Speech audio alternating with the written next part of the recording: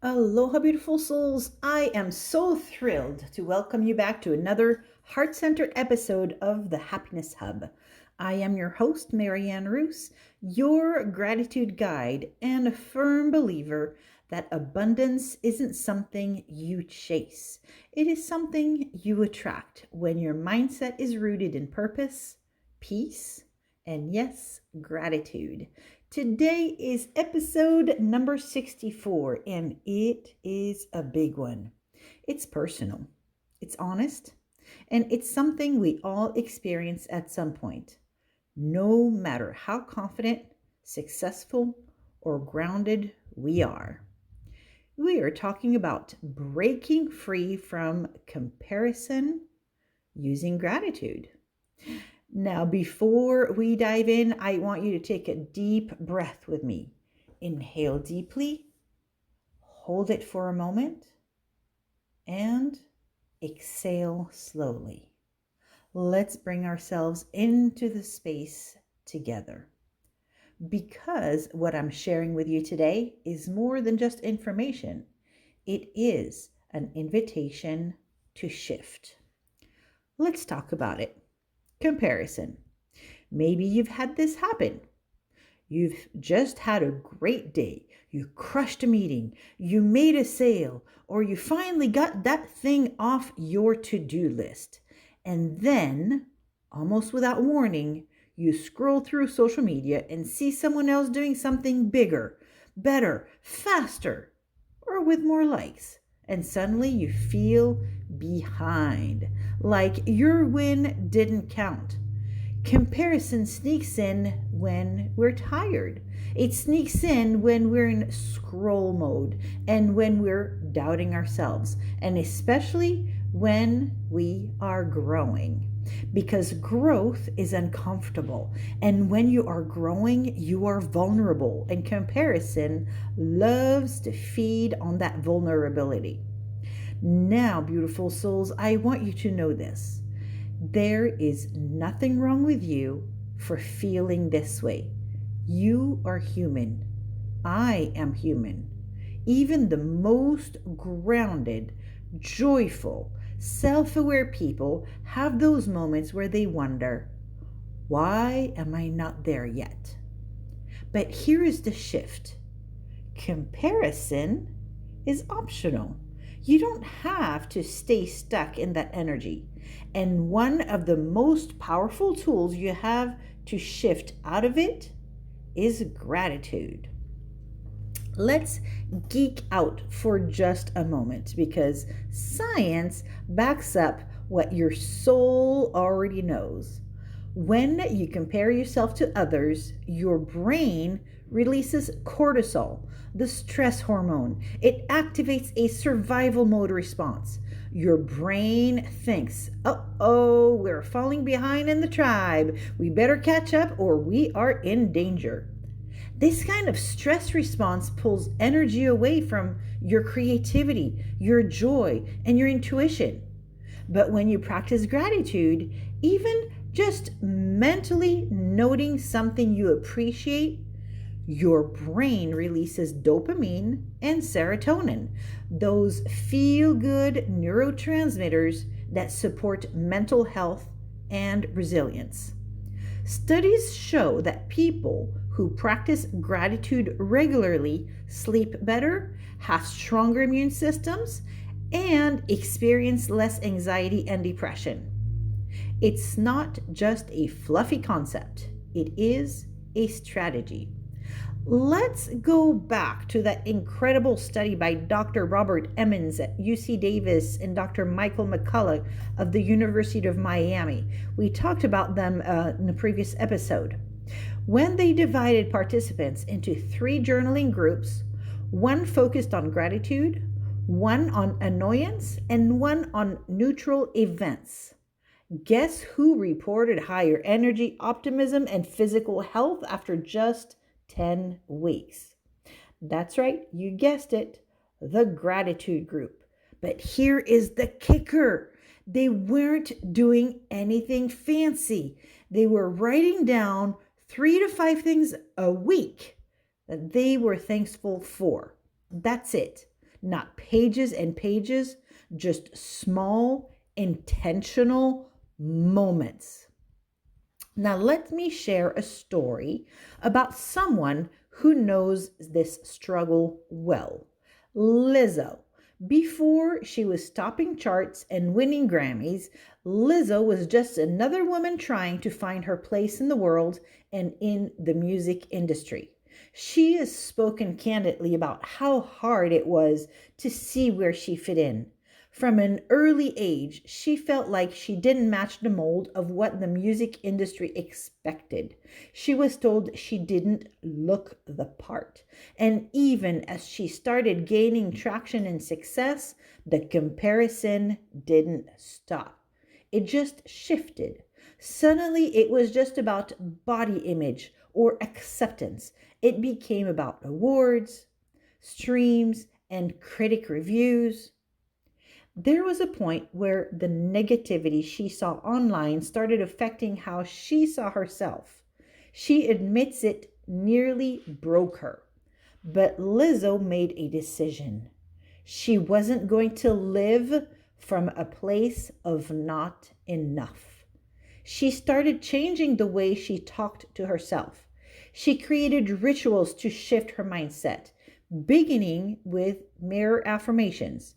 Every day she would look at her reflection and speak gratitude into her own eyes. She journaled about small things, a kind message from a fan, a quiet moment of peace in the chaos, the courage to show up as herself. That practice didn't just help her to survive, it helped her to build a deep, rooted confidence that wasn't based on comparison, but on truth. She said that when she focuses on what she's thankful for, everything else, those outside voices, the pressure, the doubt, gets quieter. And the more she practiced gratitude, the more she attracted opportunities, self love, and real connection. Lizzo is living proof that gratitude isn't just a fluffy, feel good habit, it is a powerful mindset strategy, and perhaps even more beautiful when she chose to show up with gratitude and celebrate herself unapologetically. She gave others permission to do the same. Gratitude doesn't just heal you, it overflows and uplifts everyone around you. Now let's take a look at Terry Crews for a moment. You may know him as the big, funny, vibrant with his presence. But what a lot of people don't see is how he built that inner strength. In his memoir and various talks, Terry talks about how comparison almost made him give up acting altogether. He felt like a failure after football, and being in rooms with actors who seemed perfect crushed his confidence. But here's what helped him rewire his mindset. Every morning, he would sit with a cup of coffee, take out a notebook, and write 5 things he was grateful for. Sometimes it was big, like an audition. Sometimes it was small, like a hug from his daughter. Over time, those small gratitudes built an unshakable belief. He was already enough. And that belief carried him through rejection after rejection until doors finally opened. Now, let me toss one more example because I do love a good trio. Issa Rae, the creator of Insecure, is another beautiful example of breaking free from comparison.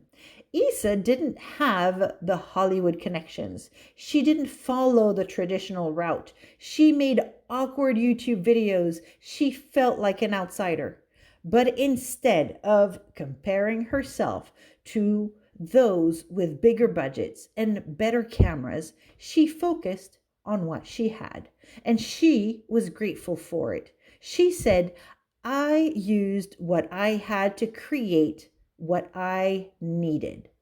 That gratitude is gratitude in action. Today, she owns production companies, acts, writes, and creates space with other Black creatives. And it all began with staying in her lane and celebrating it. I want to bring this home to you.